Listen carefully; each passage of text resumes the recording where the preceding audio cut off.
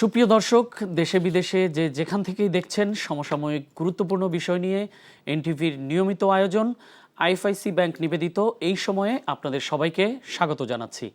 সাথে আছি আমি নজরানা চৌধুরী। দর্শক, অন্তর্বর্তীকালীন সরকার সদ্যই 100 দিন পার করল। এই উপলক্ষে আজ সন্ধ্যায় জাতির উদ্দেশ্যে ভাষণ দিয়েছেন অন্তর্বর্তীকালীন সরকারের প্রধান উপদেষ্টা অধ্যাপক মোহাম্মদ ইউনূস। প্রায় ৩৫ মিনিটের এই ভাষণে অনেকগুলো গুরুত্বপূর্ণ বিষয় নিয়ে কথা বলেছেন তিনি। রাজনৈতিক দলগুলোর প্রধান দাবি নির্বাচন নিয়েও কথা বলেছেন। এসব বিষয়সহ চলমান ঘটনা প্রবাহ নিয়ে আলোচনা করতে আজ আমরা দুজন অতিথিকে এনটিভির স্টুডিওতে আমন্ত্রণ জানিয়েছি। তারা হলেন গণসংহতি আন্দোলনের সমন্বয়ক জোনায়েদ সাকি এবং জাতীয় নির্বাহী কমিটির সদস্য বিএনপির আবু নাসের মোহাম্মদ রহমতুল্লাহ। আপনাদের দুজনকেই এনটিভিতে স্বাগত জানাচ্ছি। তবে আপনাদের সাথে আলোচনায় যাওয়ার আগে আমরা প্রধান উপদেষ্টার যে বক্তব্য রেখেছেন তার একটা অংশবিশেষ আমরা একটু দেখে নিতে চাই। নির্বাচন কবে হবে এই প্রশ্ন আপনাদের সবার মনে আছে, আমাদের মনেও সারাক্ষণ আছে। আপনারা লক্ষ্য করেছেন নির্বাচন আয়োজনের লক্ষ্যে আমরা প্রয়োজনীয় পদক্ষেপ নিতে শুরু করেছি। কয়েকদিনের মধ্যে নির্বাচন কমিশন গঠন হয়ে যাবে। তারপর থেকে নির্বাচন আয়োজন করার সমস্ত দায়িত্ব তাদের উপর বর্তাবে। নির্বাচন কমিশন ভোটার তালিকা হালনাগাদ সহ আরও কিছু কাজ শুরু করে দিতে পারবে, যা একটা অবাধ নির্বাচনের সাথে সরাসরি সম্পৃক্ত।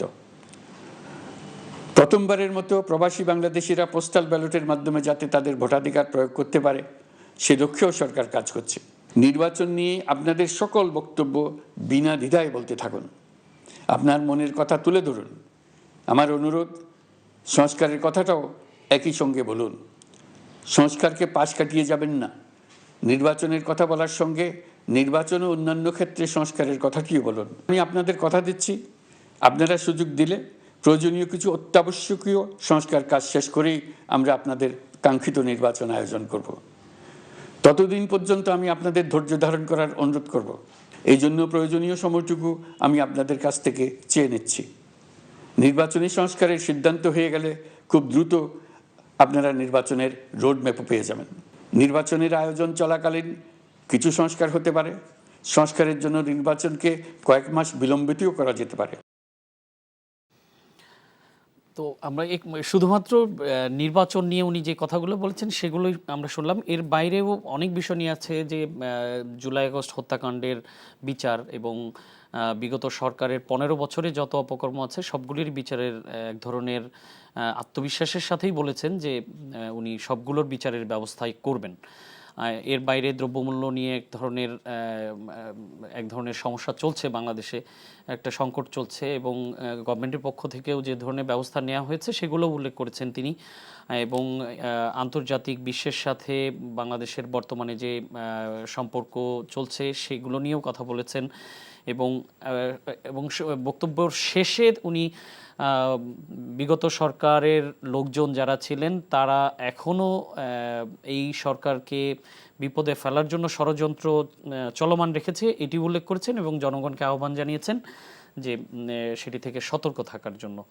তো আমরা প্রধান উপদেষ্টার এই বক্তব্য এবং প্রধান উপদেষ্টা দায়িত্ব নেওয়ার 8 তারিখে 8ই আগস্ট দায়িত্ব নেওয়ার পর এই পর্যন্ত যে কয়বার জাতির উদ্দেশ্যে ভাষণ দিয়েছেন, আজকের ভাষণটা সবচেয়ে বড়।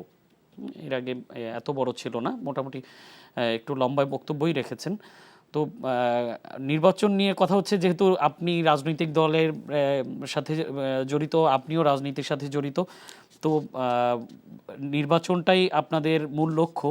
তো সেই জায়গাটায় কি মনে হলো যে প্রধান উপদেষ্টার বক্তব্য থেকে কি মনে হলো যে নির্বাচনটার দিকে গভর্নমেন্ট আসলে একটু কি গতি বাড়ছে বলে মনে হলো?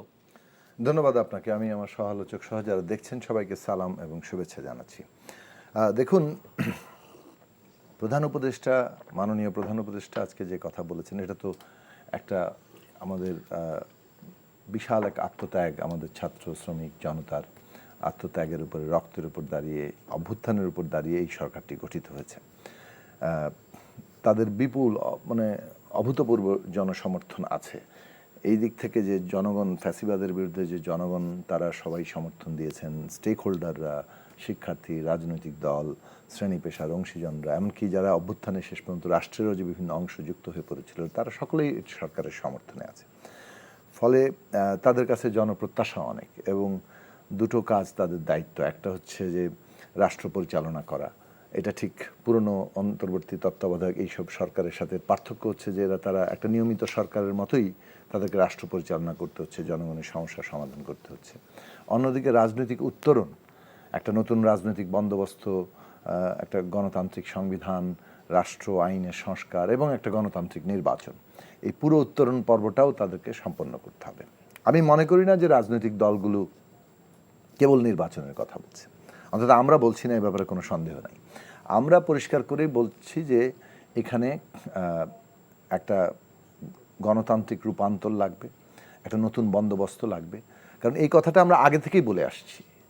এই কথা আমরা 18 সালের ওই 29শে ডিসেম্বরের নির্বাচন যখন 29 তারিখ রাতে হয়ে গেল, তারপর থেকে কিন্তু আমরা যারা আগে থেকেই বলছিলাম, এমনকি বড় রাজনৈতিক দল হিসেবে বিএনপিও কিন্তু তারপরে একই কথাই এসছে যে বিদ্যমান রাষ্ট্রে আর নতুন একটাও নির্বাচন সম্ভব হবে না। ফলে রাষ্ট্র ব্যবস্থার সংস্কার, মেরামত, রূপান্তর, এই কথাগুলো কিন্তু বিভিন্ন দলের দিক থেকে বিভিন্ন ভাষায় হলো একই মর্মবস্তু। এই বিষয়গুলো আসলে মানুষের মধ্যে এক ধরনের সচেতনতা তৈরি হয়েছিল আগে থেকেই, এবং আশা, স্বপ্ন, কল্পনা তৈরি হয়েছিল, এবং সেইখানে নতুন একটা গণতান্ত্রিক রাজনৈতিক বন্দোবস্তের কথা আমরা বারবার চিৎকার করেছি, এবং একটা গণ অভ্যুত্থানের মধ্যে দিয়ে আমাদের পরিবর্তনে যেতে হবে, সেই কথাটা আমরা পরিষ্কারভাবে বলেছি। শেষ পর্যন্ত আমাদের ছাত্রদের আন্দোলনের ভেতর দিয়ে সেই জনগণের ঐক্যটা সৃষ্টি হয়েছে, এবং তাতে আমাদের তরুণ ছাত্ররা, তরুণ শ্রমজীবী মানুষ, জনগণ, অভিভাবক সবাই নেমে পড়েছেন, এবং কি অকাতরে জীবন দিয়ে এটা করেছেন এটা আমরা জানি।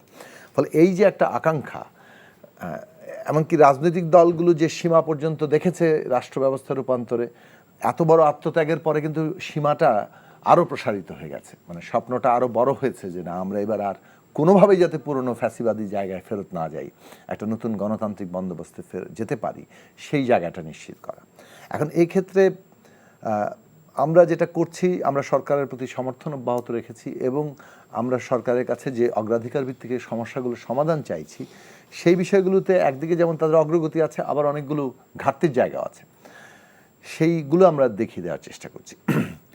এখানে প্রথম কথা, আমি মাননীয় প্রধান উপদেষ্টার কথা দিয়ে একটা ধরি যে তিনি মানে এই যে পতিত ফ্যাসিস্ট শক্তি এবং তাদের দেশি বিদেশি দোসররা যেভাবে এই সরকারকে ব্যর্থ করার চেষ্টা করছে, অভ্যুত্থানকে ব্যর্থ করে দেওয়ার চেষ্টা, তার বিরুদ্ধে ঐক্যের কথা বলেছেন, এবং এটা অত্যন্ত জরুরি। মানে যখন এই শেখ হাসিনা বিদেশ থেকে কর্মীদেরকে, ভারত থেকে কর্মীদেরকে বলেন ডোনাল্ড ট্রাম্পের ছবি নিয়ে মিছিল করতে, সেটার ছবি তুলে রাখতে, ওটার উপর হামলা হলে তারপর উনি ওনার লিঙ্কে পাঠিয়ে দিবেন যে ট্রাম্প সমর্থকদের এখানে হামলা করা হচ্ছে, এবং সেই অনুযায়ী ইন্ডিয়া টুডে ছবিও ছাপিয়ে দিচ্ছে, সেই ষড়যন্ত্রটা কোন লেভেলে এখন পুরো দেশকে একটা বিপদে ফেলা, সেটা আমরা দেখতে পাচ্ছি। এক তো হত্যা করেছেন নিজের দেশের মানুষকে, এখন দেশের বিরুদ্ধে ষড়যন্ত্র করছেন। কাজে আমাদেরকে ঐক্যবদ্ধ হতে হবে। সেই ঐক্যবদ্ধ জায়গায় আমি স্মরণ করি আজকে মৌলানা আব্দুল হামিদ খান ভাসানীর 48তম মৃত্যুবার্ষিকী, তার প্রতি শ্রদ্ধা জানাই।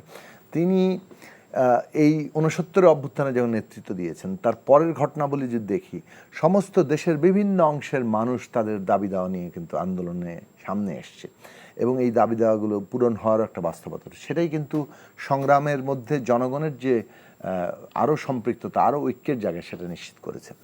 আমরা যেটা বারবার সরকারকে বলছি যে জনজীবনের যে সংকট, এবং এই 15 বছর, 15.5 বছর শেখ হাসিনার সরকার যেভাবে মানুষের বেশিরভাগ 95% মানুষের নানা অংশের দাবি দাওয়াকে দাবিয়ে রেখেছে, এগুলো পূরণ হতে দেয়নি। কত অসংখ্য মানুষ কত দাবি দাওয়া নিয়ে আসছে, তাদের কেন আসছে? কারণ এগুলো পূরণ হয়নি। একদিকে জনজীবনের সংকট, অন্যদিকে মানুষের দাবি দেওয়া, খেটে খাওয়া মানুষের দাবি দেওয়া, নিম্নবিত্ত মানুষের দাবি, কর্মচারী, শ্রমিক, সমস্ত মানুষের দাবি দেওয়া, এইগুলো পূরণ হওয়ার ক্ষেত্রে মানুষ আরও কার্যকর এবং দ্রুত পদক্ষেপ দেখতে চায়। এর মধ্যে যেমন একটা তো আছেই দ্রব্যমূল্যের প্রশ্ন, সেটা মানুষের জীবনকে প্রতিদিন নাজেহাল করছে, নাভিশ্বাস তুলছে। অন্যদিকে জানমালের নিরাপত্তার প্রশ্ন, সেটা মানুষকে ভীষণ রকম বিবেচনা করছে। এখন এই ক্ষেত্রে সরকারের পদক্ষেপগুলো এখনও কার্যকরভাবে মানুষের মধ্যে স্বস্তি আনতে পারেনি। এখন মানুষ যদি আরও বেশি দিন এটা চলতে থাকে তাদের ধৈর্যচ্যুতি ঘটতে পারে। সেটাই আমরা সতর্ক করতে চাই সরকারকে, যে এগুলোকে অগ্রাধিকার নিয়ে তাদেরকে সিদ্ধান্ত নিতে হবে। দ্রব্যমূল্যের ক্ষেত্রে ডিমান্ড এবং সাপ্লাইয়ের যে সংকট দেখা দিচ্ছে, সাপ্লাইয়ের ক্ষেত্রে যে বাধাগুলো, সেইটা পূরণ করার জন্য আরও কার্যকর পদক্ষেপ নিতে হবে। অনেক দীর্ঘসূত্রিতা ঘটছে। জানমালের নিরাপত্তার ক্ষেত্রে আইনশৃঙ্খলা বাহিনী সহ প্রতিষ্ঠানের পুনর্গঠনের একটা গুরুত্বপূর্ণ ভূমিকা ছিল। সেই ক্ষেত্রে অনেক দীর্ঘসূত্রিতা, পুরনো লোকেরা এখনও জায়গাগুলোতে বসে থাকা এবং তারা অকার্যকর করে রাখার চেষ্টা করছে। উপদেষ্টারাই বলছেন যে তারা অনেক প্রশাসনের সহযোগিতা পাচ্ছেন না। তার মানে এই জায়গাতে যে ভূমিকার জায়গাটা দরকার সেটা আরও কার্যকরভাবে ভূমিকা পালন করে। এমনকি যেটা তাদের প্রথম অগ্রাধিকার ছিল, শহীদদের জাতীয় মর্যাদা দেওয়া, তাদের পরিবারের দায়িত্ব নেওয়া, আহতদের সুচিকিৎসা এবং তাদের জীবনের দায়িত্ব নেওয়া, সেই আহতরা আজকে যখন প্রতিবাদের রাস্তায় নামে, এটা খুব বিব্রতকর একটা জায়গা, বিশেষ এই সরকারের জন্য এবং আমাদের জন্য। ফলে আমরা মনে করি যে এই ঘাটতিগুলো কোথায় হচ্ছে সরকারকে দেখতে হবে। মানে মানুষ একইভাবে দীর্ঘদিন ধরে একই জিনিস কিন্তু দেখবে না। ফলে সেই জায়গাটা সরকারকে গুরুত্বের সাথে বিবেচনা নেওয়া দরকার। এখন এখানে এটা হবে ওই জায়গা থেকে, আমি মনে করি দেশের মানুষের যত রকম সংকট আছে, দাবি দাওয়া আছে, সেগুলোর ন্যায্যতার যাচাই করে সেগুলো দ্রুত পূরণ করা, এই সমস্ত সংকটগুলো দূর করার ক্ষেত্রে কি কি বাধা আছে সেগুলোর বিষয়ে তার সমস্ত স্টেক হোল্ডার, অংশীজনদের সাথে আলোচনা করা। এই সরকারের শক্তি কি? শিক্ষার্থীরা, রাজনৈতিক দল, শ্রেণী পেশার অংশীজনেরা, তাদের সাথে আরও নিবিড় আলোচনা দরকার যে কোন ক্ষেত্রে কেন দীর্ঘসূত্রিত হচ্ছে, এবং রাজনৈতিক দল কিংবা সকল মানুষের সমর্থন নিয়ে তারা কিন্তু আরও ড্রাস্টিক অ্যাকশন নেবেন যেসব ক্ষেত্রে বাধা সৃষ্টি করছে। তো সেই জায়গাগুলো আমার মনে হয় যে চিহ্নিত করা দরকার, এবং প্রধান উপদেষ্টা আজকে আশ্বস্ত করেছেন। আমরা আশ্বস্ত হতে চাই যে এইসব বিষয়ে তার সরকার আরও ব্যাপকভাবে কার্যকরী জায়গায় যাবেন। আর নির্বাচনের প্রশ্নে সরকার, আমরা মনে করি যে কমিশনগুলো হয়েছে তারা কাজ করছেন এবং তারা রিপোর্ট তৈরি করবেন, তারপরে রাজনৈতিক দলগুলোর সাথে আলোচনা হবে এবং কোন সংস্কারগুলো আমরা একটা কনসেনসাসের ভিত্তিতে একটা জায়গায় পৌঁছাতে পারবো, কি পদ্ধতিতে এই পুরো জিনিসটা হবে সে নিয়ে সবাই যে একমত পোষণ করেন তা না। এখন কোনো একটা পক্ষের মতকেই শেষ করি যে কোনো একটা পক্ষের মত সকলের উপর মানে নিশ্চয়ই গ্রহণযোগ্য হবে না। ফলে কনসেনসাসের জায়গায় যাওয়া দরকার। মানুষ যেটা আশা করছে, আমি মনে করি রাজনৈতিক দলগুলো যেটা আশা করছে, কালকেই আপনি নির্বাচন দিয়ে দেন, এটা কেউ আশা করছে না। আশা যেটা করছে সেটা হচ্ছে একটা রোড ম্যাপ। তাতে যেটা হয় যে একটা রাজনীতির মধ্যে একটা স্থিতিশীলতা আসে, যার যার কাজে দল গঠন, নির্বাচনের প্রতি, এগুলোতে মানুষ যেতে পারে। এক, দুই হচ্ছে সেই নির্বাচন মানে যখনই নির্ধারণ করা হোক সেটাও একটা রাজনৈতিক দলগুলোর সাথে আলোচনা করা দরকার। আর ২ নম্বর জিনিস হচ্ছে যে অর্থনীতিতেও কিন্তু এই রাজনৈতিক স্থিতিশীলতার প্রভাব খুব জরুরি। আমি ওটা পরে একটু পরে আসবো। বিষয়গুলোর জন্য রোড ম্যাপটা প্রত্যাশা করছে, যেটা প্রধান উপদেষ্টা আজকে বলেছেন, খুব শিগগিরই তারা এই ধরনের রোড ম্যাপের জায়গায় পৌঁছাতে পারবেন। তো আমরা একটু আবু নাসের মোহাম্মদ রহমতুল্লাহর কাছে যেতে চাই যে প্রধান উপদেষ্টা রোডম্যাপের কথা বলেছেন, যে রোডম্যাপ নির্বাচনী সংস্কারের সিদ্ধান্ত হয়ে গেলে জনগণ একটা নির্বাচনের রোডম্যাপ পেয়ে যাবেন। তা এটাতে কি আসলে উনি, আপনারা কি মনে করছেন যে আসলে উনি কি কোনো ইঙ্গিত দিয়েছেন যে এটা কবে রোডম্যাপটা ঘোষিত হতে পারে বা নির্বাচনটা কবে হতে পারে, এরকম কি কোনো ইঙ্গিত কি পাওয়া গেছে? ধন্যবাদ আপনাকে, আমার সহ আলোচক, এনটিভির দর্শক শ্রোতাবৃন্দ, সবাইকে সালাম এবং শুভেচ্ছা।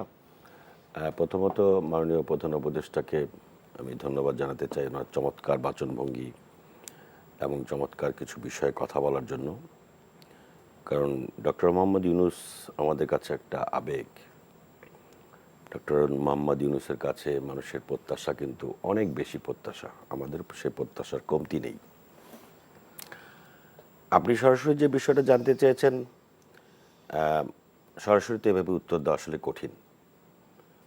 তিনি নির্বাচনী ট্রেনের কথা বলেছেন, আবার সংস্কারের কথা বলেছেন। উনি যখন কতগুলো সংস্কার কমিশনের ঘোষণা দেওয়ার জন্য জাতির উদ্দেশ্যে ভাষণ দিয়েছিলেন, উনি নির্বাচনী ট্রেনের কথা বলেছেন। আমি একটু জাস্ট আপনার সাথে যোগ করি, উনি আগে তো এক ধরনের বক্তব্য আছে ট্রেন যাত্রা শুরু করে, উনি আজকে একটু ডিফারেন্টলি বলেছেন যে ট্রেনে আমরা যাত্রা শুরু করেছি এবং যেতে যেতে এই রেল লাইনগুলো আমরা বসিয়ে যাব। ঠিক আছে, সো মানে একটু নতুন, সো জি। আপনি যদি এটাও একটু অ্যাড করেন যে কিভাবে এই জন্যই আমি বলছিলাম যে উনি যেদিন সংস্কার কমিশনগুলো ঘোষণা করেন সেদিন কিন্তু জাতির উদ্দেশ্যে বক্তব্য দিয়ে একটি এই কয়েকটা সংস্কার কমিশন গঠন করার কথা বলেছিলেন সঠিক।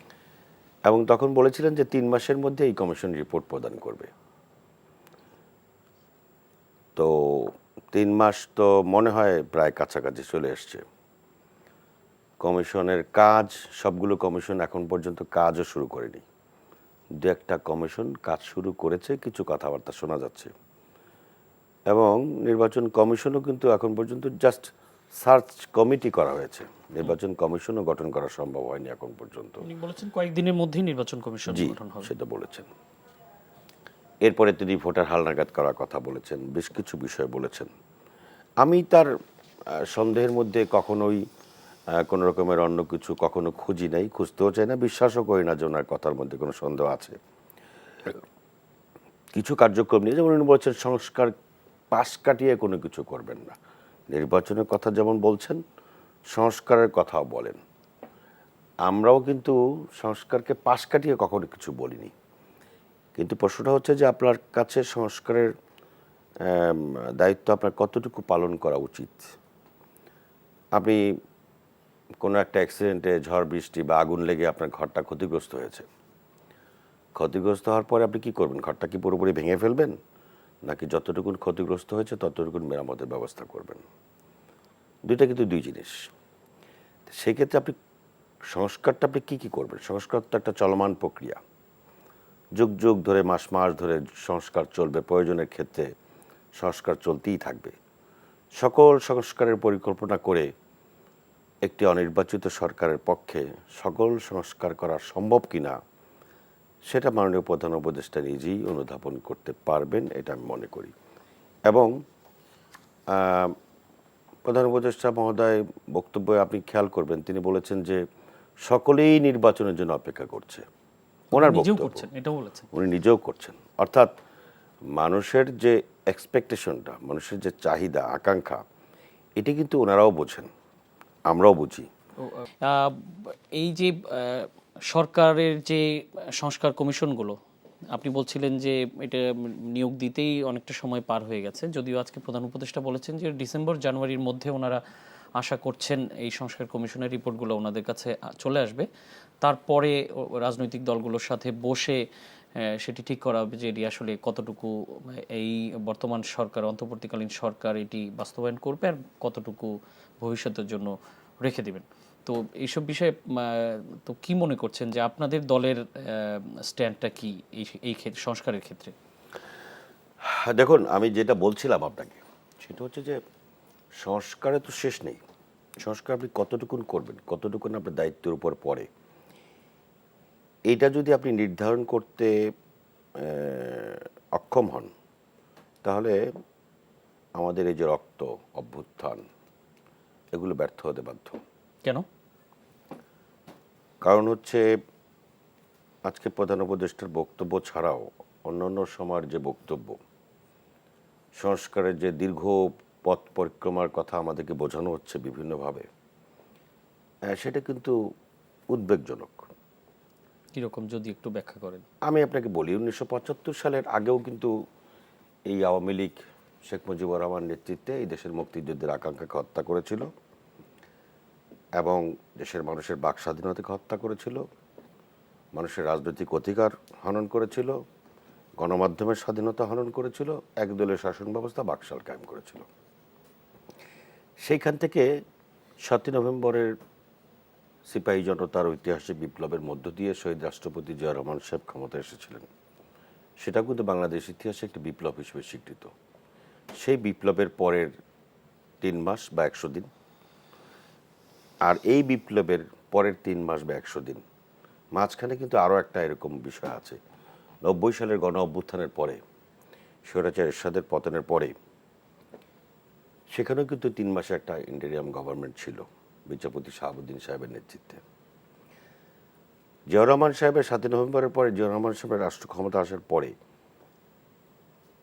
এবং ওই বিপ্লবের ওই 15ই আগস্টের পট পরিবর্তনের পরে 3 মাসের মধ্যে আমরা যেটা শুনেছি ছোটবেলায়, যে সেই সময় লবণের কেজি ছিল 100 টাকা, চালের কেজি ছিল এত টাকা, অন্য অন্য দ্রব্যমূল্যের কারণে মানুষ না খেয়ে রাস্তায় পড়ে থাকতো, মরে থাকতো। সেটা কিন্তু 3 মাসের আগেই এই সমস্ত জিনিসগুলো তখনকার সিন্ডিকেট ভেঙে তছনছ করে দিয়ে তারপর কিন্তু একটা সুষ্ঠু দ্রব্যমূল্য নিয়ন্ত্রণে এনে মানুষের মধ্যে একটা স্বস্তি প্রকাশ হয়েছিল। গণমাধ্যমের স্বাধীনতা ফিরে এসেছিল, রাজনৈতিক দলের স্বাধীনতা ফিরে এসেছিল, গণমাধ্যমের স্বাধীনতা ফিরে এসেছিল, মানুষের মৌলিক অধিকার ফিরে এসেছিল, বহুদলীয় গণতন্ত্র প্রতিষ্ঠা লাভ করেছিল। সেটা কিন্তু 3 মাসের মধ্যেই সম্ভব হয়েছিল। 90-এর স্বৈরাচার পতনের পরে বিচারপতি শাহাবুদ্দিন সাহেবের নেতৃত্বে যে নির্বাচন হয়েছে 3 মাসের মধ্যেই কিন্তু, এবং সেই নির্বাচন বাংলাদেশের ইতিহাসে সবচাইতে গ্রহণযোগ্য, সুষ্ঠু, নিরপেক্ষ নির্বাচন হিসেবে এখনো বাংলাদেশে স্বীকৃত। সেটা কিন্তু এই যা যা কথা বলেছেন আজকে মাননীয় উপদেষ্টা, সবগুলো কাজ করেই কিন্তু 3 মাসের মধ্যে সেই নির্বাচনটা করা হয়েছিল। সেটাও কিন্তু 9 বছরের জঞ্জাল ছিল। আজকে 5ই আগস্টের পরে 3 মাসের বা 100 দিনের যে মূল্যায়ন তিনি করলেন, আমি যদি জিজ্ঞেস করি 15.5 বছরে কতজন মানুষ গুম হয়েছেন সেই তালিকাটাকে ওনারা করতে পেরেছেন? আজকে বলেছেন 3500 ছাড়িয়ে যাবে। আমি যদি জিজ্ঞেস করি যে জুলাই আগস্টের হত্যাকাণ্ডের সময় কতজন ছাত্র জনতার শ্রমিক হত্যা হয়েছে, তার পুরো তালিকাটা তারা করতে পেরেছেন? 1500-এর মতো একটা ফিগার দিয়েছেন আজকে বক্তব্য। 1500-এর মতো, 2000-এর উপরে, 1500 সামথিং, এগুলো তো তালিকা না, পরিপূর্ণ তালিকা না, সংখ্যা আসতে হবে। আমি যদি বলি যে কতজন মানুষ অন্ধত্ব বরণ করেছে, চোখ হারিয়েছে, পা হারিয়েছে, হাসপাতাল চিকিৎসাধীন আছে, বাসায় চিকিৎসাধীন আছে, যাদের কোনো খোঁজখবর নেওয়া হয়, সেই তালিকাটা ওনারা করতে পেরেছেন কিনা আমার সন্দেহ আছে। যে সাকিব ভাই একটু আগে বললেন যে হসপিটালে গিয়ে এই স্বাস্থ্য উপদেষ্টার যেভাবে অপদস্থ হতে হলো, এটা তো আমরা প্রত্যাশা করি নাই। এটা তো আওয়ামী লীগের উপদেষ্টা, আওয়ামী লীগের মন্ত্রী না, এটা বিএনপির মন্ত্রীও না যে এক পক্ষ ধাওয়া দেবে। এটা তো সকল মানুষের আস্থার জায়গা হচ্ছে আজকের উপদেষ্টা মণ্ডলী। তাদের উপরে এরকম আক্রমণ হলে আমরা তো মনে করি যে আমাদের যেই চেতনার ভিত্তিতে এই সরকার গঠিত, সেই চেতনার উপরে আঘাত আসে, সেই চেতনার, সেই আকাঙ্ক্ষার উপরে আমাদের আঘাত আসে, এবং আমাদের চেতনা ভুলণ্ঠিত হচ্ছে বলে আমরা মনে করি। অতএব আপনি ওই কাজগুলো করতে পারেন। আপনি নির্বাচনের কথা বলেছেন, এটা তো রাজনৈতিক দলের বিষয় না। আজকে যে ছেলেটার বয়স 40 বছর, সেই ছেলেটাও কোনোদিন ভোট দিয়েছে কি না সন্দেহ আছে। 35 বছরে একটা ছেলে সে ভোট দিতে পারেনি। একজন ভোটার নতুন ভোট দিতে যাওয়া নতুন প্রেমের সমতুল্য আমরা জানি। একটা রিক্সাওয়ালা সারা দিন রিক্সা চালায়, সারা বছর তার ওই 40 টাকা 50 টাকা চাল কিনে খেতে হয়, তাকে কি চাল কিনে দেয় না? কিন্তু ভোটের সময় আনন্দ করতে করতে একটা ভোট দিয়ে আসে, যাকে মন চায় তাকে দিয়ে আসে। ওইটাই তার কিন্তু বড় অধিকার মনে করে, এটাই তার নাগরিক অধিকার মনে করে, যে একটা কোটিপতি যে ভোট দিয়ে আসলো আর তার ভোট সমান, এটাকেই মনে করে সে নাগরিক অধিকার। এটা তো সবচেয়ে বড় রাজনৈতিক অধিকার, ওইটা উৎসবের সঙ্গে সে দিতে যায়। এরপরে বিএনপি আসুক, আওয়ামী লীগ আসুক, যেই আসুক, ওর পেটে তো ওই টানাটানিই চলে। কিন্তু তারপরেও মনে করে আমার ভোটটা দিতে পারলাম আনন্দ লাগে। আমি আপনাকে যেটা বোঝাতে চাচ্ছি, কই রাজনৈতিক দলগুলো কে ক্ষমতা আসবে সেটা তো বড় বিষয় না। আমাদের ভারপ্রাপ্ত চেয়ারম্যান জনাব তারেক রহমান সাহেব, তিনি সেই এক যুগ ধরে বলে আসছেন যে আপনি যাকে ইচ্ছা তাকে ভোট দিবেন জনগণের উদ্দেশ্যে। আমাকে আপনি ভোটের অধিকার প্রতিষ্ঠা করার জন্য আমার হাতকে শক্তিশালী করেন, আমার দলকে শক্তিশালী করেন, আমার জোটকে শক্তিশালী করেন। আপনি আসুন, সংস্কারের কথা যে আপনি বলছেন, সংস্কারকে পাশ না কাটানো, কে সংস্কার পাশ কাটানোর কথা বলেছে? 31 দফা সংস্কারের কথা বিএনপি সহ তার জোট মিলে যে 31 দফা সংস্কারের কথা বলেছে, কেউ কি বলতে পেরেছেন ওই সংস্কারের ওই পয়েন্টটি সংস্কার হয়েছে অসৎ উদ্দেশ্যে, ওই সংস্কার আমাদের দেশের জন্য কোনো কাজে লাগবে না? হ্যাঁ, তার সঙ্গে যদি আপনার কাছে মনে হয় যে আপনার আরও 2টা সংস্কার প্রয়োজন, সেটার জন্য তো আপনার এত সময় লাগার কোনো কারণ নেই, ট্রেন লাইনের উদাহরণ দেওয়া দরকার নেই। অতএব মাননীয় প্রধান উপদেষ্টার কাছে দেশের মানুষের যে আকাঙ্ক্ষা, সেই আকাঙ্ক্ষাকে সামনে রেখেই একটি সুষ্ঠু গ্রহণযোগ্য নির্বাচন, আমি তো বললাম 3 মাসের মধ্যে যে নির্বাচন হয়েছে, সেই নির্বাচন বাংলাদেশের সবচাইতে বড় ইতিহাস সৃষ্টিকারী নির্বাচন। এটি মাইলফলক বাংলাদেশের গণতন্ত্রের জন্য। যদি সেটা সম্ভব হয়ে থাকে, তাহলে 3 মাস থেকে 6 মাস হতে পারে, 6 মাসের জায়গায় 8 মাস হতে পারে। 1 বছর হতে পারে। ইভেন 1/11-এর যে বিতর্কিত অগণতান্ত্রিক সরকার, সেই সরকারও তো 2 বছরের মধ্যেই 1 বছর আগেই একটা রোডম্যাপ ঘোষণা করেছিল, তবে বাধ্য হয়ে। আমরা চাই না ডক্টর মোহাম্মদ ইউনূস বা তার এই যে উপদেষ্টা মণ্ডলী তারা বাধ্য হয়ে জনগণের আকাঙ্ক্ষা বাস্তবায়নের দিকে এগোক, সেটা কিন্তু আমরা চাই না। তার মানে আপনি বলতে চাচ্ছেন যে সংস্কার আর নির্বাচন এটা মোটেও সাংঘর্ষিক কিছু না, প্রশ্নই যেটা ওঠে না। পাশাপাশি চলতে পারে। আপনি বলার আগেই তো 5 বছর আগের থেকেই তো সংস্কারের রূপরেখা দেয়া আছে। যেই সংস্কারের কথা আপনারা ঘুরিয়ে পেঁচিয়ে বলছেন, উপদেষ্টা বলেন, সংস্কার কমিশন বলেন, যা যা বলছেন, এগুলোর তো ম্যাক্সিমাম ওই সংস্কারের মধ্যে রয়ে গেছে। তা আপনি আজকে সংস্কারের কথা বলে আপনি এগুলি কেন করছেন? ওকে, ধন্যবাদ জনাব আবু নাসের রহমাতুল্লাহ। আমরা একটু জোনায়েদ সাকি আপনার কাছে আসতে চাই। তার আগে আমি একটু একটা জিনিস বলতে চাচ্ছি যে ব্রিটিশ পত্রিকা দ্য ইকোনমিস্ট একটি নিউজ পাবলিশ করেছে, সেটি হলো যে তারা অন্তর্বর্তীকালীন সরকারের এই মুহূর্তেই নির্বাচনী একটি রোডম্যাপ বলতে পারেন, বা তারা নির্বাচন কতদিনে করতে চায় সেরকম একটা ঘোষণার কথা বলেছেন এই সরকারের স্থিতিশীলতা রক্ষা করার জন্য। আর বাংলাদেশ সফর করছেন ব্রিটিশ পররাষ্ট্র প্রতিমন্ত্রী ক্যাথরিন ওয়েস্ট। উনি আজকে পররাষ্ট্র উপদেষ্টার সাথে দেখা করেছেন। সেখানে উনি বলেছেন যে সমস্ত দলের অংশগ্রহণ নিশ্চিত যেন হয় সেরকম একটা পরিবেশ তৈরি করার জন্য নির্বাচনের আগেই। তো আপনার কি মনে হয় যে এইখানে কি আওয়ামী লীগকে অ্যাকোমোডেট করার কোনো সুযোগ আছে? সকল দল যেহেতু উনি বলেছেন। প্রথম জিনিস যে কথাটা আমি মানে আমাদের দলের পক্ষ থেকে আমরা যেখানেই বক্তব্য রাখার সুযোগ পেয়েছি সেখানেই আমরা এই কথাগুলো বলেছি। আমরা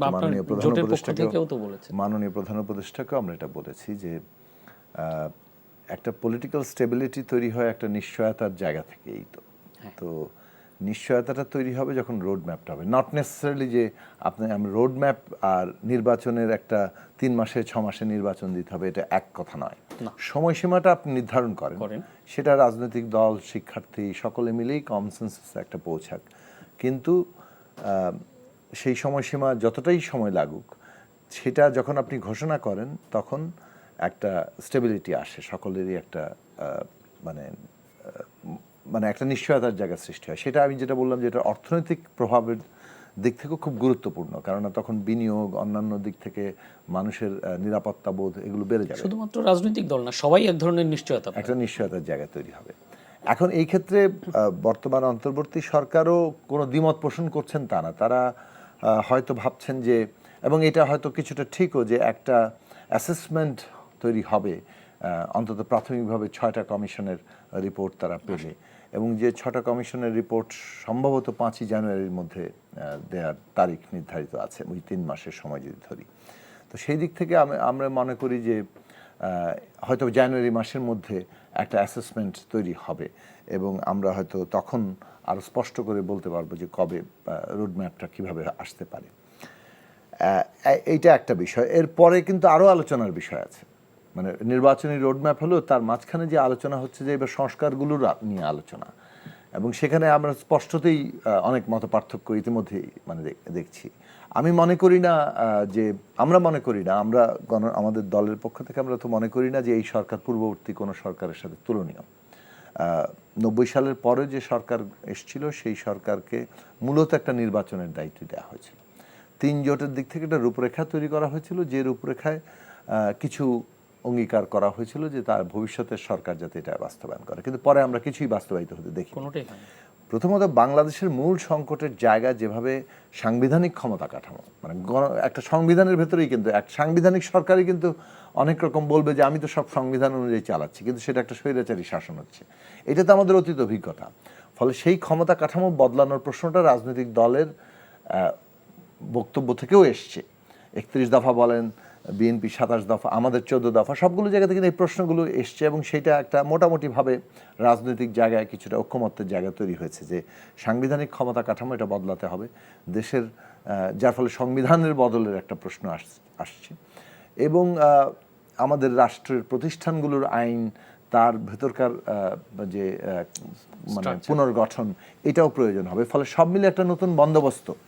এখন সেই জায়গাতে ধরেন কতটুকু আমরা করব, কতটুকু মানে কতটুকু এই সরকার করবে, কতটুকু নির্বাচনের পরে হবে, এইটাও একটা কনসেনসাসের প্রশ্ন।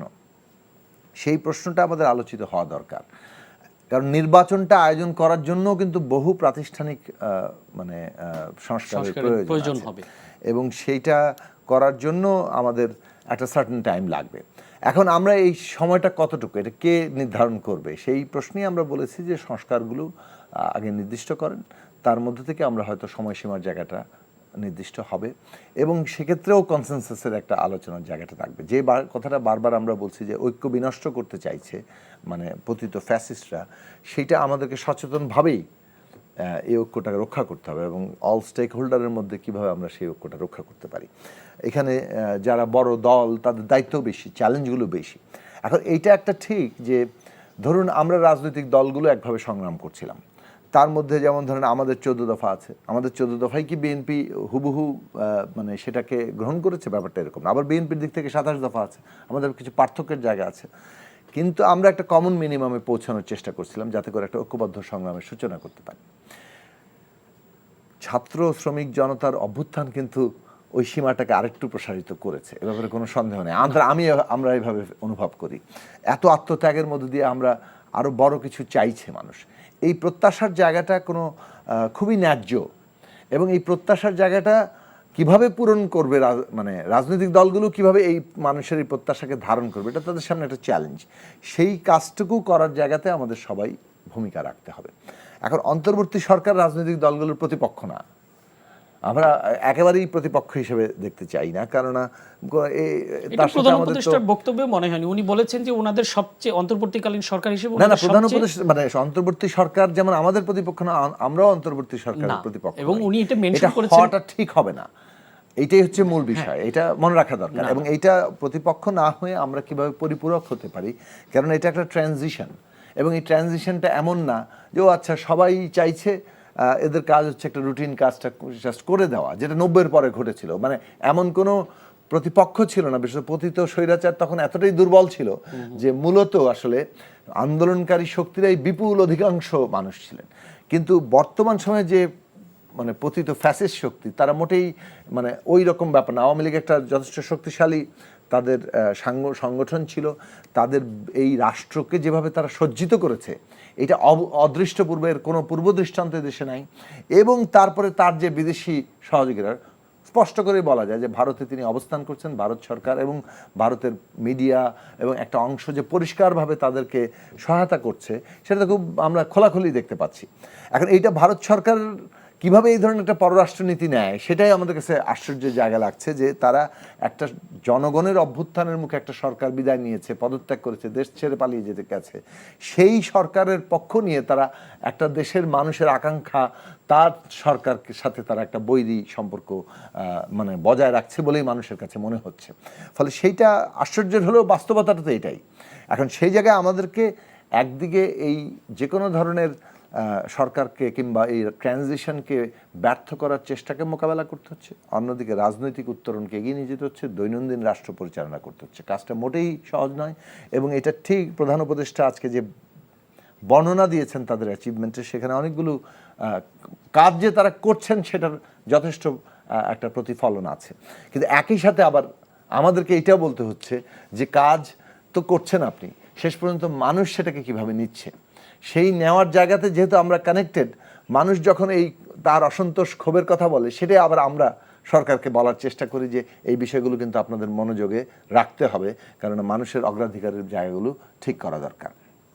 কাজে আমি বলবো যে রোডম্যাপ স্থিতিশীলতা আনবে, এই কথাটা আমরা আগেই বলেছি। আর যে কথাটা প্রধান উপদেষ্টা আজকে পরিষ্কার করেছেন যে জুলাই আগস্ট হত্যাকাণ্ড এবং তার বিগত 15 বছরের গুম খুন লুটপাট দুর্নীতি তার বিচার হবে উনি বলেছেন, এবং এই বিচারটা কাঙ্ক্ষিত, এবং ন্যায় বিচার হবে নতুন বাংলাদেশের যাত্রা। আগামীকাল কিন্তু ইন্টারন্যাশনাল ক্রাইম ট্রাইব্যুনালে 14 জনকে হাজির করা হচ্ছে আওয়ামী লীগের সাবেক মন্ত্রী। আমি যেটা বলছি যে বিচারটা কাঙ্ক্ষিত, ন্যায় বিচার হবে বাংলাদেশের মানে নতুন বাংলাদেশের যাত্রার অন্যতম ভিত্তি, এবং আমরা বিচারটা এমনভাবে দেখতে চাই যাতে করে এটাকে কোনোভাবে আর রাজনৈতিক উদ্দেশ্য প্রণোদিত হিসেবে কেউ আর লেবেল করতে না পারে, এবং সেটা হয়তো কেউ কেউ করতে চাইবে, কিন্তু জনগণের কাছে কিন্তু আন্তর্জাতিকভাবে সেটা যাতে কোনোভাবে আর বিশ্বাসযোগ্য না হয়, সেই দিক থেকে আমাদের আন্তর্জাতিকভাবে এবং দেশের মানুষের কাছে একটা বিশ্বাসযোগ্য ন্যায় বিচারের জায়গাটা নিতে হবে। এটা বিভিন্ন দেশের উদাহরণ আছে, সেই জায়গাগুলো খুব গুরুত্বপূর্ণ। আওয়ামী লীগ তার দল হিসেবে তার দায় কতটুকু, তার সহযোগী প্রতিষ্ঠানগুলোর দায় কতটুকু, সেটাও বিচারিক প্রক্রিয়ায় আসা দরকার। এবং আমার মনে হয় যে এই প্রসেস শেষ হলে এইটা রাজনৈতিক দল হিসেবে তাদের ভবিষ্যৎ কি সেটা জনগণ ঠিক করবে। নির্বাচন এবং বাংলাদেশের ভবিষ্যৎ রাজনৈতিক ব্যবস্থা, আমাদের দিক থেকে আমরা কিন্তু বারবার বলেছি আমরা একটা অন্তর্ভুক্তিমূলক ব্যবস্থা চাই। কেননা বাংলাদেশকে যদি জাতীয় সার্বভৌমত্বের যে আমাদের যে বাস্তবতা সেটা মোকাবেলা করতে হয়, অর্থাৎ জাতীয় সার্বভৌমত্বের উপরে কিন্তু হুমকি আছে, সেটা যদি আমাদের রক্ষা করতে হয়, সেইটা বাংলাদেশের একটা অন্তর্ভুক্তিমূলক রাজনৈতিক ব্যবস্থাই হচ্ছে সেই শক্তির ভিত্তি, যেটা আমাদেরকে ওই মানে আমাদের সার্বভৌমত্ব রক্ষা করে আমাদের উন্নতিকে এগিয়ে নিয়ে যেতে পারে। ধরুন বাংলাদেশে একটা আমরা এইরকম একটা অন্তর্ভুক্তিমূলক রাজনৈতিক ব্যবস্থা, একটা গণতান্ত্রিক ব্যবস্থা, একটা জবাবদিহিতার জায়গা তৈরি করতে পারছি, সরকার যারা আসছে তাদের জনগণের কাছে জবাবদিহিতা করছে, নিয়মিত নির্বাচন হচ্ছে, এরকম একটি ব্যবস্থা বাংলাদেশকে কোথায় নিয়ে যেতে পারে। আজকে পুরো গ্লোবাল সাউথের আমরা একটা নেতৃস্থানীয় দেশ হিসেবে আমরা বাংলাদেশ এগিয়ে যেতে পারে, সেই লক্ষ্য স্থির করা দরকার আমাদের, এবং আমাদের রাজনৈতিক ব্যবস্থার লক্ষ্য সেই জায়গায় হওয়া উচিত যাতে করে আমরা সে পৌঁছাতে পারি। এখন অন্তর্বর্তী সরকারের কাজের মধ্য দিয়ে অনেকগুলো সংস্কারের যেখানে অর্জন হওয়া সম্ভব সেগুলোতে দিকে মোটেই আমরা চোখ ফিরিয়ে রাখছি না, এবং সেই সমস্ত সংস্কারের পথ বেয়েই আমরা নির্বাচনে পৌঁছতে চাই। কাজেই রোডম্যাপ চাওয়া মানে সংস্কারকে কোনোভাবে অবহেলা করা নয়, পাশ কাটানো নয়। ধন্যবাদ। আমি একটু আবু নাসির মোহাম্মদ রহমতুল্লাহ আপনার কাছে আসতে চাই। আজকে এই যে আমাদের সেন্টার ফর পলিসি ডায়ালগ ওদের একটা গবেষণা প্রতিবেদন উপস্থাপন করেছেন, সেখানে তারা বলেছেন উচ্চ মূল্যস্ফীতি, বেড়ে চলা দারিদ্র্য ও বৈষম্য আগামী দিনগুলোতে বাংলাদেশের অর্থনীতিতে ঝুঁকি তৈরি করবে। এটি তাদের গবেষণা প্রতিবেদন ছিল। সেখানে ব্যবসায়ী নেতারা ছিলেন এবং ব্যবসায়ী নেতা আব্দুল আওয়াল মিন্টু উনি বেশ ক্ষোভের সাথেই উচ্চারণ করেছেন যে বাংলাদেশের বর্তমানে সবচেয়ে বড় স্বৈরাচারী প্রতিষ্ঠান বাংলাদেশ ব্যাংক, এবং মূল্যস্ফীতি নিয়ন্ত্রণের নামে তারা ব্যবসা বাণিজ্যের ওপর ভয়ানক রকম প্রেশার তৈরি করছেন। তো আপনার কি মনে হয় যে এই হঠাৎ করে এইরকম ক্ষোভ কেন তৈরি হলো ব্যবসায়ীদের? আসলে যেহেতু বাংলাদেশ ব্যাংক এর মধ্যে কিন্তু ব্যাংকিং সিস্টেম ভালো করার জন্য বেশ কিছু ব্যবস্থাও নিয়েছে।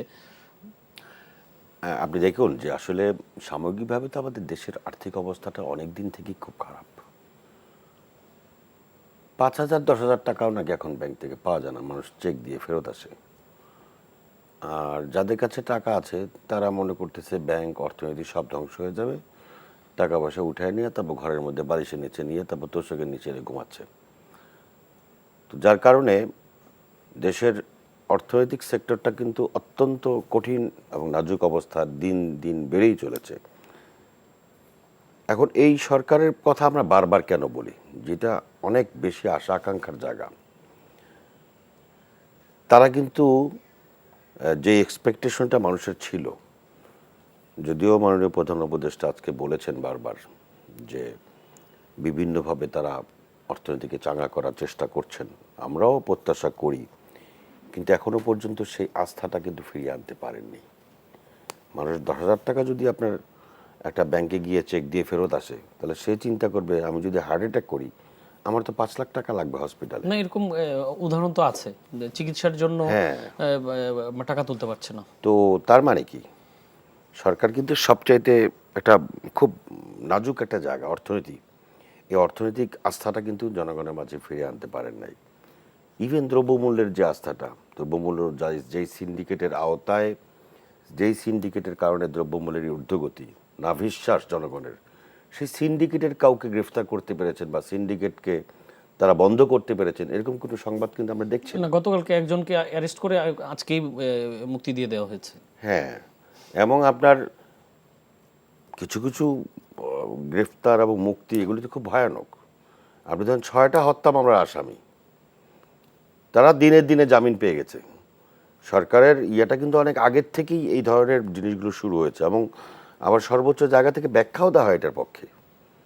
আপনি যত ব্যাখ্যাই হোক, যে 6টা হত্যা মামলার আসামি সে যত প্রভাবশালী ব্যক্তি হোক না কেন, যত নিরীহ গোবেচার টাইপের মানুষ হোক না কেন, তা কিন্তু 6টা হত্যা মামলার আসামি হিসেবে তার একদিনের মধ্যে জামিন নেওয়ার কোনো সুযোগ আমাদের দেশের আইনে আছে। আমি যদিও লয়ার না, যতটুকু বুঝি বা দেখেছি তাতে সম্ভব না। এ সরাসরি হস্তক্ষেপ ছিল। যাই হোক, আমরা অর্থনীতিতে থাকি। আমি অর্থনীতির মানুষ না, বড় কোনো ব্যবসায়ী না, ব্যবসায়ী এটা বোঝে, কিন্তু আমি যেটুকু বুঝি সেটা হচ্ছে যে সরকার কিন্তু অর্থনৈতিক যে সংখ্যা, সেই সংখ্যাটাকে মানুষকে কিন্তু আস্থায় নিয়ে আসতে পারেননি। এবং আব্দুল মিন্টু সাহেব যদি এই কথা বলে থাকেন, আব্দুল মিন্টু সাহেব রাজনৈতিক কোনো কথা বললে আমি সেটা নিয়ে হয়তো বলবো যে ঠিক আছে উনি রাজনৈতিক কথা বলেছেন। উনি যখন ব্যবসায়িক বা বাংলাদেশ ব্যাংকের নিয়ে প্রশ্ন তুলেছেন, সেটার মধ্যে বুঝতে হবে যে এটা খুব ইঙ্গিত বহন করে তার বক্তব্যে, এবং এটা যদি সত্য হয়ে থাকে তাহলে সংখ্যাটা কিন্তু আরও বাড়বে। আমরা কিন্তু অর্থনৈতিকভাবে আরও বেশি ক্ষতিগ্রস্ত হব। তো এই বিষয়টা সরকারের খুব সিরিয়াসলি বিবেচনা নেওয়া উচিত, কারণ দিন শেষে তো দেশটা তো সবার, আর দেশের অর্থনীতি যদি ঠিক না থাকে তাহলে দেশ থাকে না, তাই না? একটা অংশ, যে কোনো একটা অংশ যদি দুর্বল থাকে তাহলে সেটা চালানো সম্ভব, কিন্তু অর্থনৈতিক এই ভঙ্গুর দশা থেকে যদি আমরা মুক্তি না পাই তাহলে তো দেশই থাকবে না, দেশটাই তো সামনের দিকে এগিয়ে নিয়ে যাওয়া সম্ভব না।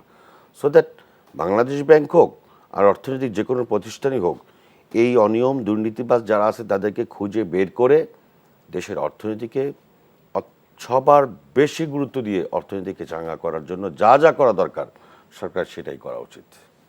ধন্যবাদ।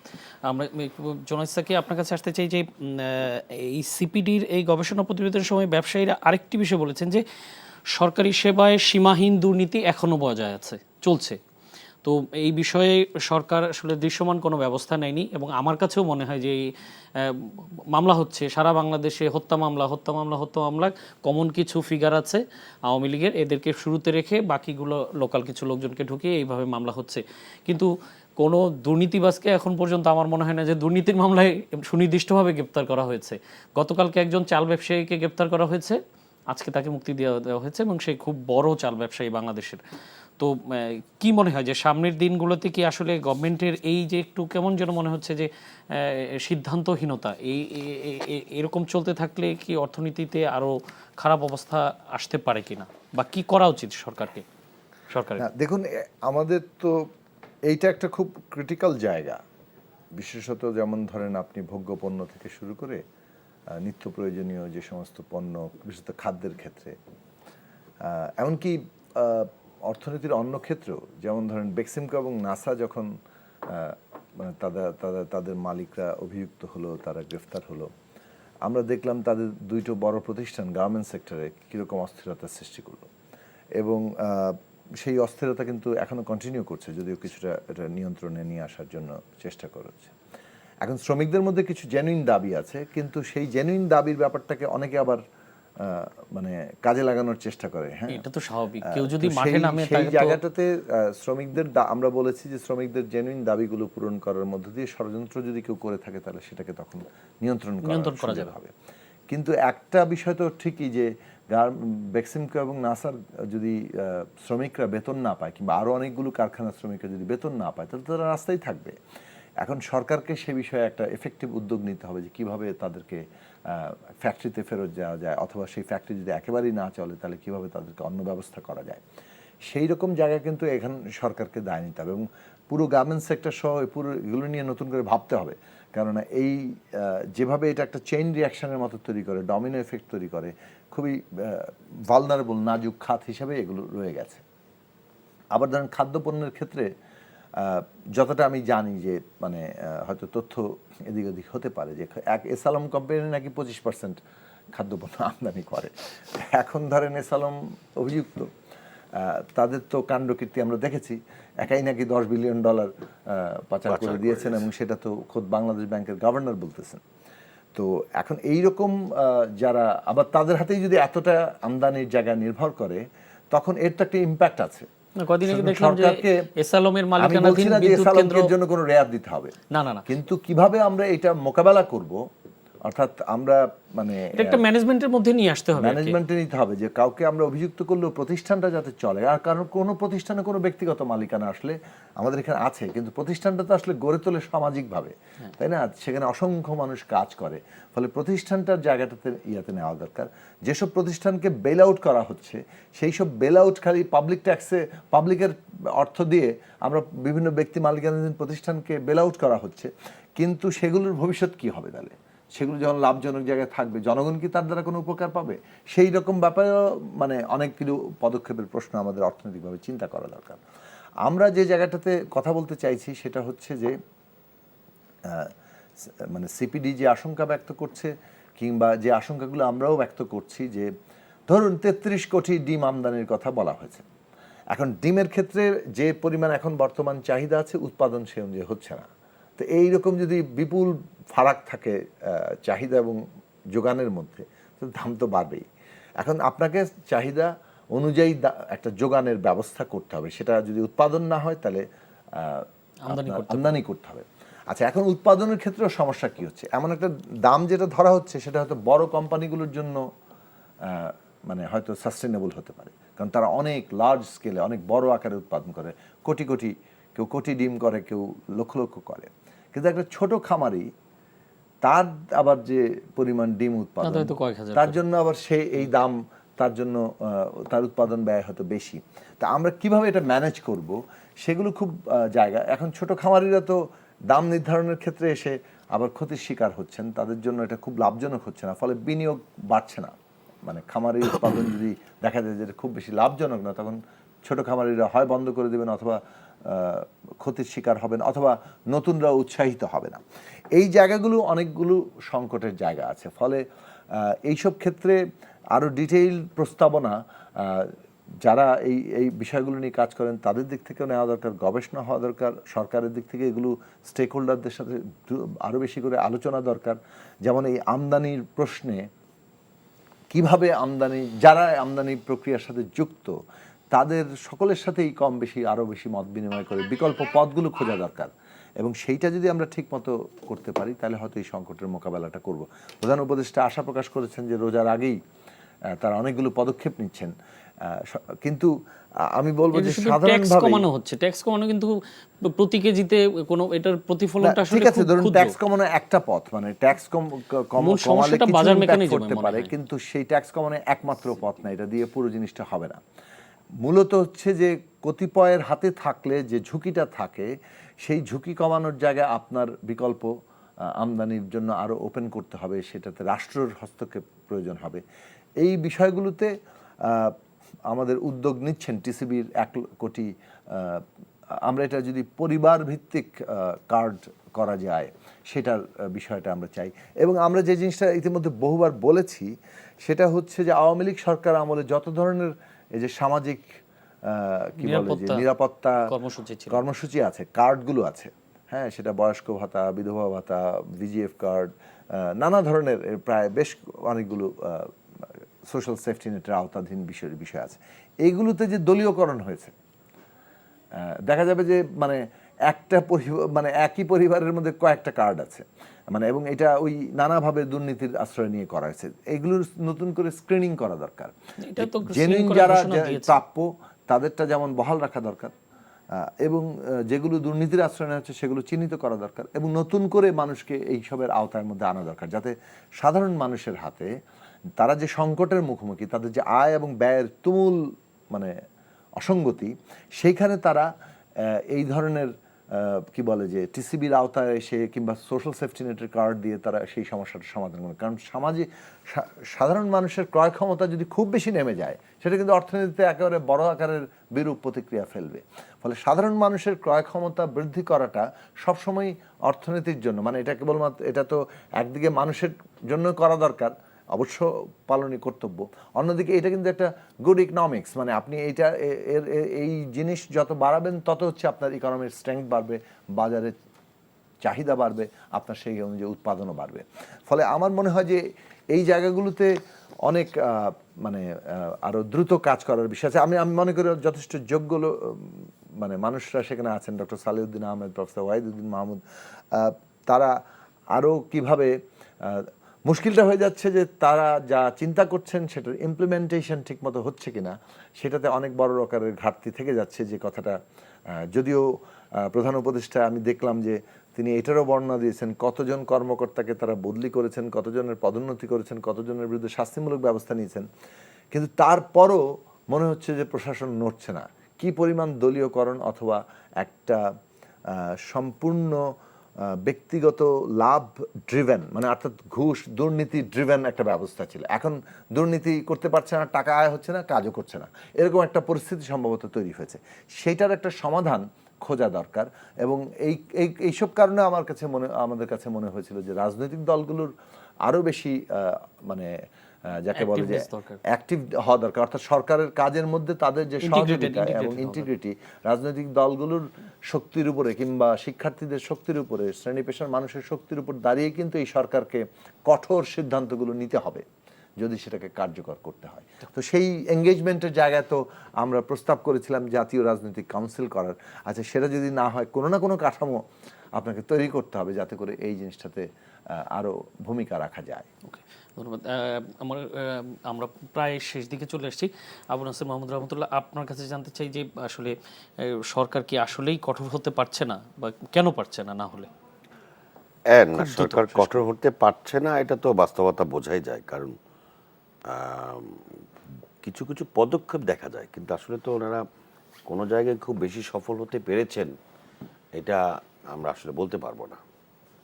কারণ ওই যে বললাম, যতগুলো বিষয় প্রয়োজনীয় সেই কোনো বিষয়েই কোনো অগ্রগতি আছে এটা কিন্তু আসলে বলা যাবে না।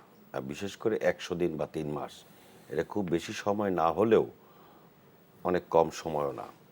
তো সেই 100 দিনের তুলনায় কিন্তু তারা আসলে সেরকম কঠোর কোনো পদক্ষেপ নিতে পারেননি। এটার অনভিজ্ঞতা হচ্ছে সবচেয়ে বড় দায়ী প্রথমত।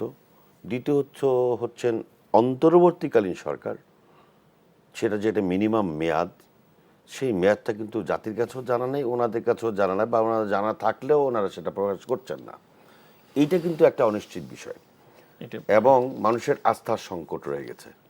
এই জিনিসগুলো যদি সমন্বয় না হয়, আর আরেকটা বিষয় ইদানিংকালে দেখা যাচ্ছে, আমি সময় নাই আমি জানি, এটা হচ্ছে যে এই নিজেদের মধ্যে সমন্বয়হীনতা তৈরি করবার জন্য একটা পক্ষ কিন্তু কাজ করছে। আর প্রধান উপদেষ্টা সাহেব বক্তব্যের মধ্যে দিয়ে যেভাবে বললেন যে তাদেরকে কাজ করতে দেয়া হচ্ছে না বা বিভিন্ন জায়গায় ষড়যন্ত্র চলছে, এগুলি কিন্তু রাজনৈতিক সরকারের বক্তব্যের মতোই হয়ে গেল। রাজনৈতিক সরকারের বক্তব্য এবং নির্দলীয় সরকারের বক্তব্যের মধ্যে কিছু পার্থক্য থাকা উচিত। ধন্যবাদ আবু নাসের মোহাম্মদ রহমতুল্লাহ এবং জোনায়েদ সাকি। আমরা আজকে মতো শেষ করছি। প্রিয় দর্শক, এই ছিল আজকের আইএফআইসি ব্যাংক নিবেদিত এই সময়ের আয়োজন। শীতকাল আসি আসি করছে, এ সময় অসুস্থ হওয়ার একটি প্রবণতা থাকে, বিশেষ করে শিশুরা বেশি ঠান্ডা, কাশি এবং জ্বরে আক্রান্ত হয়। এই অবস্থায় সবাইকে সতর্কতা অবলম্বন করার আহ্বান রেখে এবং সকলের সুস্থতা কামনা করে বিদায় নিচ্ছি। শুভরাত্রি।